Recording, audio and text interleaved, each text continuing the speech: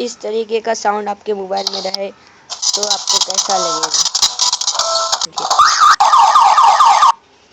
कुछ एड्स जो हमें काटनी है, ये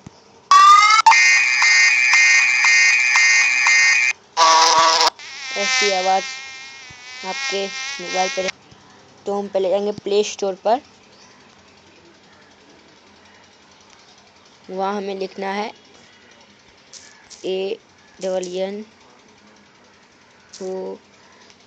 ANNOYING।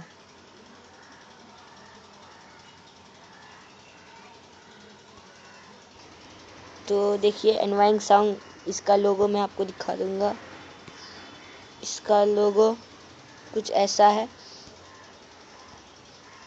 तो आप इसे इंस्टॉल कर लीजिएगा। मैंने ऑलरेडी इंस्टॉल कर रखा है, आप मेरे से और बताऊँ।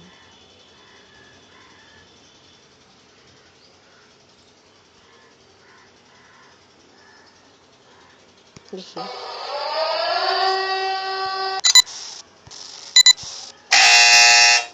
इस तरीके का।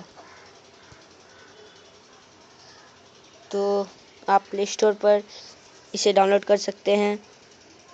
तो मैं आपको इसका लोगो डिस्क्रिप्शन पे दे दूंगा एनी एंड्रॉयड फ़ोन पर।